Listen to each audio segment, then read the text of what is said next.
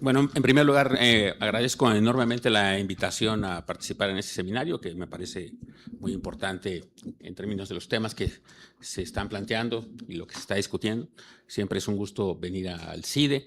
Es una institución que además fue crucial en mi formación académica desde que estudiaba con los reportes aquellos de economía mexicana que hacía Jaime Ross y Pepe Casar, por ejemplo. Pero por muchas otras razones es una institución a la cual le tengo muchísimo aprecio.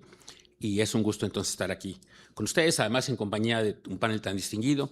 Las tres ponentes que me acompañan el día de hoy tienen en común que en algún momento sufrieron mis clases en la UNAM y o en el Colmex. Entonces, y bueno, pues voy a hablar yo en este caso. Me pidieron que hablara del tema, pues como suele suceder cada vez que uno viene a Santa Fe, desde Amarte Duele, de temas de pobreza y desigualdad. Entonces voy a hablar, digo, pues que no, ustedes saben a qué me refiero. Entonces voy el título de mi presentación es Políticas Públicas y Reducción de la Pobreza en México 2018-2024. Es básicamente la síntesis de un estudio que recién terminé para la CEPAL. Es una síntesis, les digo, es algo que apenas empezará a circular. Entonces, parto muy rápidamente de dónde venimos, un poco para tener en contexto. Esta es la evolución de la pobreza por ingresos. Lo pongo el inicio del 92, que es la primera medición oficial que tenemos, y luego el cierre de los siguientes de cada una de las siguientes administraciones, 2000, 2006, 2012 y 2018, pobreza total y pobreza por ingresos. Nada más para recordar un poco el poco avance que se ha tenido, que se tuvo hasta el 18 en términos de reducción de la pobreza y la pobreza extrema. Las moradas pobreza total, naranjas pobreza extrema. Después de un avance que ocurrió entre 2000 y 2006, se revirtió entre 2006 y 2018 básicamente, de tal manera que terminamos básicamente con los mismos niveles de pobreza por ingresos que teníamos en el 92. Son básicamente un cuarto de siglo de estancamiento en el combate a la pobreza, ¿no? A pesar de muchas cosas que se hicieron y que hubo, ¿no? En términos, ¿qué otra cosa caracterizó ese periodo previo al 18? Bueno, pues una cosa muy importante es la evolución del salario mínimo real en México. Pueden ver ahí de dónde venimos. Esto es, la gráfica empieza en el 76, es el punto más alto que se ha tenido del salario mínimo en términos reales en la historia en el país. Vean cómo, pues con el ajuste de los 80s y 90s, pues una caída brutal en el poder adquisitivo de los trabajadores en la parte baja de la distribución. Eso terminó básicamente por ahí del 2000, y del 2000 para el 2014-15 se estancó, como se puede ver ahí. Fue básicamente una política de mantener constante el salario mínimo en términos reales, y un pequeño aumento hacia el final de la administración del presidente Peña Nieto, una vez que ocurrió la desvinculación, que fue muy importante en términos legales, del salario mínimo con muchos otros precios y tarifas. La creación de la UMA, quizás se acordarán, eso ocurrió en 2014-2015, y entonces eso permitió que empezara a haber aumentos, pero pues como se puede ver ahí en la gráfica, son aumentos relativamente marginales. Eso es de donde venimos, es un poco el contexto previo. ¿Y qué pasó? ¿Qué cambió en estos años? Pues cambiaron varias cosas, ¿no? En el 18-24. Lo más importante es esto, ¿no? Lo más importante, en mi opinión, al menos desde la perspectiva de pobreza, es este cambio en la política, ¿no? Esta es la misma gráfica que antes, actualizada, nada más para mostrar cómo cambió dramáticamente la política salarial, ¿no? Esta es la política de salario mínimo. Como saben, a partir del 18 tenemos una política con dos regiones, básicamente. Antes teníamos, lo que mostraba antes es el promedio de las, antes había hasta 3 regiones, llegó a haber, 4 creo que llegó a haber. Pero ahora tenemos 2 regiones claramente diferenciadas, que es la frontera, la zona libre de la frontera norte, que es la línea roja, que vean cómo subió, se duplicó prácticamente de la noche a la mañana al inicio de 2019. Y la línea azul es el resto del país. Vean que la brecha se ha mantenido entre la frontera y el resto del país, con aumentos muy importantes, de tal manera que, como se observa ahí, la zona libre de la frontera norte, el salario mínimo hoy es prácticamente el mismo que teníamos finalmente en 1976, que como dije antes, es el nivel más alto en la historia del país. Se triplicó en esos años. Y en la línea azul, que es el salario mínimo general, pues vean que se logró subir de manera significativa. Estamos todavía en niveles inferiores a los que teníamos en el 76, pero mucho más significativos, básicamente más que se ha duplicado en términos reales el salario mínimo en el resto del país, ¿no? Ese es un poco lo que ocurrió en la política salarial. Ocurrieron otras cosas, por supuesto, ocurrió la reforma al outsourcing, que fue muy importante, porque la reforma al outsourcing benefició a más de 3 millones de trabajadores que salieron de trabajar para empresas que estaban de alguna manera en una zona gris que había, que permitía que instituciones pudieran contratar en una tercera empresa a estos trabajadores que hacían labores sustantivas y que no estaban recibiendo todos los beneficios laborales a los que tenían derecho. Entonces, la reforma del outsourcing es otra cosa que ocurrió. Entonces, el salario mínimo, la reforma del outsourcing y, por supuesto, los programas sociales. No pongo tanto énfasis en los programas sociales porque, como van a ver, no es lo más importante, contrario a lo que mucha gente supone. Mucha gente supone que los programas sociales es lo que está detrás de lo que ha pasado con la pobreza y no es así, como se verá más adelante. Lo más importante fue, en mi opinión, la política salarial, la política laboral en general, del outsourcing, y algunos programas sociales, algunos, no todos.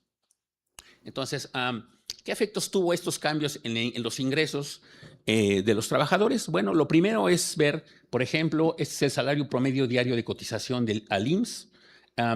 Pueden ver esta gráfica, yo ya no veo ni cuándo empieza, pero es básicamente con el 94. Pueden ver la caída muy importante que ocurrió con la crisis del 94-95, con la administración del presidente Zedillo, una caída muy significativa que se tardó en recuperar básicamente hasta el 2006. Muy prolongada la recuperación del poder de compra de los trabajadores. Este es el promedio de todos los trabajadores registrados en el IMSS, es decir, todo el sector formal. Luego, con el presidente Calderón, estancamiento, como se puede ver ahí. Con el presidente Peña Nieto, estancamiento de los primeros 3 años, aumento en los siguientes años, como resultado en parte de lo que ya mencioné del salario mínimo. Y luego pueden ver un aumento mucho más significativo en el poder de compra de los trabajadores afiliados al IMSS, de los trabajadores formales, que, como se dice ahí, es básicamente un aumento de 24% en el agregado. Esto es importante porque es el agregado de todos los trabajadores registrados en el IMSS. Como se podrán imaginar, es mucho más importante el aumento en la parte baja de la distribución por el cambio en la política salarial, que afecta mucho más en la parte baja de la distribución. Pero en el agregado en su conjunto, el aumento fue de 24%, o sea, no fue trivial. Estos son los trabajadores formales. Hay gente que dice, bueno, pero eso no necesariamente se tradujo al resto de los trabajadores. Bueno, vamos a ver. Esta es una gráfica que proviene de una encuesta que hace el INEGI a trabajadores en sector manufacturero y comercial. Pueden ver ahí las líneas con puntos son los datos mensuales, las líneas continuas es un promedio móvil de 12 meses. Pueden ver ese estancamiento que ya en la economía en su conjunto ocurrió entre 2006 y 2018. Y luego pueden ver lo que empezó a ocurrir. Noten que al principio de la administración del presidente López Obrador no subió tanto el promedio, en parte, como se imaginarán, por el tema de la pandemia, pero luego hacia el final de la administración ya se nota con toda claridad cómo suben los ingresos de los trabajadores de los dos sectores, ¿no? Ahí lo que pongo en el recuadro, estoy explicando que para trabajadores en la industria manufacturera el aumento fue del 18 al 24 de 16%. Para los trabajadores en los servicios, en el comercio, fue de casi 29%, casi 30%. ¿Por qué es tan dispar? Porque, pues como se podrán imaginar, los salarios de entrada son muy distintos en la manufactura versus el comercio.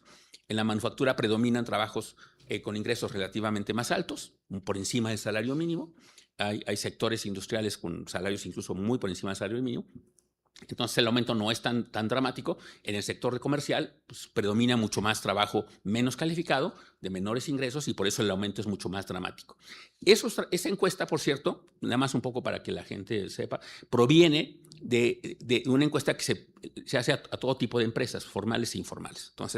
Entonces aquí ya se empieza a ver lo que ocurre en el mercado, lo que ocurrió en el mercado laboral en su conjunto.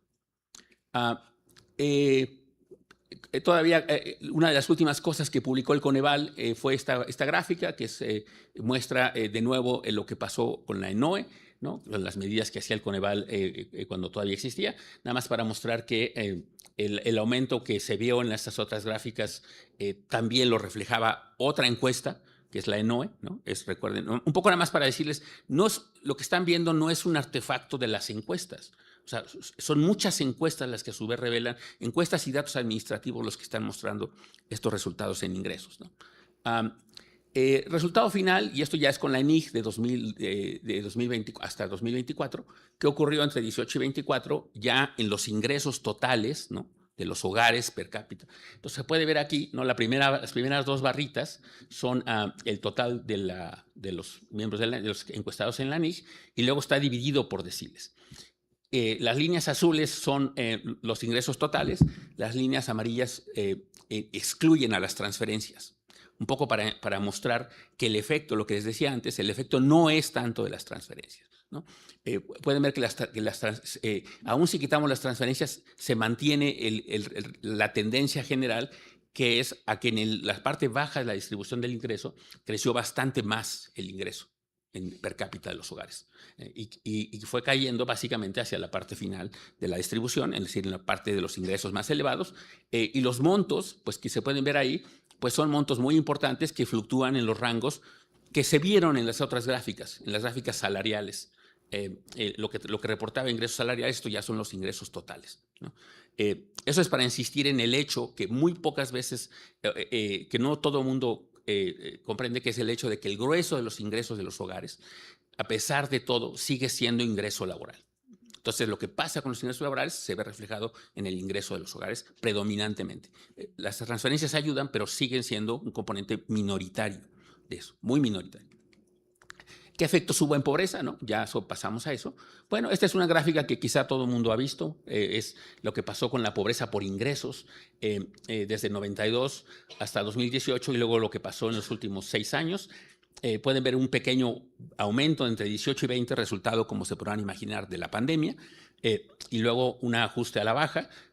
Estamos entonces estos en el 24 con los niveles más bajos de pobreza oficial que tenemos registro desde el 92, que es cuando empezamos a hacerlo de manera oficial. Esta es la pobreza por ingreso solamente, la que solo contempla los ingresos de los hogares, y pueden ver cómo pasamos del 18 al 24 en una cosa que ahí están en los datos. Pasamos de tener a 1 de cada 2 mexicanos en situación de pobreza en el 18 a tener más o menos a 1 de cada 3 en 2024. Es una reducción de ese tamaño, estamos hablando, ¿no? En la pobreza por ingresos, ahorita lo voy a mostrar, la cantidad de gente que salió de acuerdo a esta medida, ¿no? Esta es la tasa de pobreza por ingresos entre 18 y 24 por entidad federativa, nada más para decir, la reducción de la pobreza fue generalizada. Todos los estados del país vieron reducciones en la pobreza, como se puede ver ahí. La línea de 45 grados muestra que los que están abajo son los que cayó, todos están abajo de la línea de 45 grados. Uno puede decir, bueno, pero que la salud, otras cosas, otras dimensiones del bienestar. Para eso tenemos una medición, que es la tasa de pobreza multidimensional. Esa incluye, como se sabe, el acceso o 6 carencias de acceso a derechos sociales. Entonces, esto ya incluye la dimensión de educación, salud, etcétera. Y aquí pueden ver cómo era antes, de dónde veníamos, ¿no? Pueden ver que es bastante planas la evolución de la pobreza multidimensional. Esta solo existe de 2008 para acá, ¿no? Entonces, del 8 al 18 pueden ver cómo se comportó. La línea verde es la pobreza total, la línea azul, pobreza moderada, la línea roja, pobreza extrema, ¿no? Pueden ver que solían ser bastante planas, y luego un pequeño aumento 18-20 y luego una caída mucho más importante, por cierto, en la caída en la pobreza moderada y la total que la extrema, ¿no? Pero en todos esos casos pueden ver que estamos con niveles muy inferiores a los que partimos en el 18, muy inferiores también a los que partimos en el 8. Entonces, en los datos que tenemos de pobreza multidimensional es donde más se ha reducido, ¿no? Y un poco nomás para ponerlo, esto es para quienes han visto alguna vez cómo se mide la pobreza multidimensional, nada más para decir de dónde salió, cómo fue el reajuste, ¿no?, de las distintas categorías que tenemos en la medición de pobreza multidimensional. Y quizá lo importante es lo que está en el cuadrito de la superior derecho. Millones de personas salieron de la pobreza total por ingresos, 15.8 millones. De la pobreza extrema por ingresos salieron 5.2 millones. Y las otras mediciones de arriba son pobreza multidimensional o las otras categorías, ¿no? A la categoría verde, digamos que está en el cuadro, está en el extremo superior derecho, que es no pobres, no vulnerables, que es quizá donde quisiéramos que estuvieran todos los mexicanos. Ahí entraron, entre 18 y 24, 13 millones de mexicanos. O sea, la gente que salió de pobreza, unos se fueron a la categoría de vulnerables por carencia social, pero 13 millones se fueron a la categoría de no pobres, no vulnerables. Eso es lo que pasó. Entonces, como resultado, en parte de estas políticas, ¿no? Esta es la pobreza laboral, es otra medida, ¿no? Estas son encuestas trimestrales, otra fuente de ingresos. Un poco para decir, hay quien ha cuestionado algunas de estas cifras por una pregunta en las encuestas. Esto no es de una pregunta en las encuestas. No tiene nada que ver eso. Esto es consistente a lo largo de distintos tipos de encuestas hechas trimestralmente, bienalmente, etc. Esa es la tendencia de la pobreza laboral. La pobreza laboral, nada más para que sepan, son puros ingresos de trabajo y el concepto es un concepto de pobreza extrema. Y vean cómo eso empezó a caer cuando empezó a aumentar el salario mínimo en 2015, continuó todo el 18 y 24. Y ahora más un poco para enfatizar, el único tema de política social de los programas que me parece que tuvo un efecto real en pobreza fue la pensión universal. Aquí pueden ver la pobreza por ingresos total y extrema para población abajo de 65 años y arriba de 65 años, ¿no? Digo, yo sé que aquí los estudiantes de economía de mis colegas hacen este tipo de comparaciones y diferencias e indiferencias, cosas econométricas muy sofisticadas, tendencias paralelas, lo que sea. La gráfica habla por sí misma, ¿no? Podemos ver que hasta 18 las tasas de pobreza entre menores y mayores de 65 era lo mismo, prácticamente. De 18 para acá hay un cambio importante, que sería el efecto atribuible a la pensión universal, y cómo pues, ahora empieza a haber una brecha. Una cosa muy importante, para que vean la importancia que tuvo esto, es que noten que para la población de más de 65 años, las tasas de pobreza cayeron incluso durante la pandemia, contrario a lo que pasó con el resto de la población, ¿no? Que eso habla del impacto específico del programa, ¿no? Eso es pobreza por ingresos, ¿no? Ahí ustedes pueden calcular que hay un efecto de unos cuantos puntos porcentuales del puro programa tal. Esta es la pobreza multidimensional. Noten que es exactamente la misma tendencia, ¿no? Si tuvieran que hacer una diferencia en diferencias, pues concluirían que habría habido alrededor de 6 puntos de efecto en el caso de la pobreza total multidimensional, 7 puntos en el caso de la pobreza por ingresos, en fin. Ya nada más un poco para concluir, mucha gente dice, bueno, pero es que, ¿cómo pudo haber ocurrido esto en un contexto de estancamiento económico? Porque, como se sabe, el periodo de 18 al 24 fue un bajo crecimiento, 0.8% promedio anual de crecimiento en términos totales, básicamente cero en términos per cápita. ¿Qué pasó? Bueno, pasó lo que refleja esa gráfica. Esa gráfica es la distribución funcional del factorial del ingreso, la distribución entre lo que va el ingreso, cómo se distribuye a los trabajadores, qué parte va remuneración al trabajo, qué parte va remuneración al capital. Lo que tuvimos fue un cambio en esa composición, un cambio en donde se transfirió recursos que antes iban a pagos al capital, ahora se hacen hacia el trabajo, que es resultado del cambio, como dije antes, en la política laboral, ¿no? Eso es lo que ocurrió entre 18 y 24. Ayer estuve en una mesa con un conocido académico, exacadémico del CIDE, por cierto, que decía que entre 18 y 24 habíamos salido de Guatemala para entrar a Guatepeor. Yo lo que digo es, en todo caso, salimos de un México con crecimiento bajo, pero excluyente, a un México con un estancamiento, pero que fue distribuidor. O sea, a un crecimiento bajo, pero incluyente. Eso es lo que tuvimos entre 18 y 24. Los retos hacia adelante es que esto no se va a poder replicar, ¿no? Tan fácilmente, porque ya los beneficios de esas políticas ya ocurrieron, pero tenemos muchos retos todavía, la magnitud de la pobreza todavía es muy elevada, y la cuestión es cómo vamos a hacer hacia adelante, porque no vamos a poder crecer, no vamos a poder reducir la pobreza sin crecer. Entonces los retos son distintos y eso creo que es el gran reto que vamos a enfrentar como país para poder seguir avanzando en esta reducción de la pobreza y en esta mayor inclusión de los beneficios aunque sea escaso crecimiento, pero que esperamos que tarde o temprano podamos transitar hacia una situación de mayor crecimiento con distribución. Con eso termino. Muchas gracias.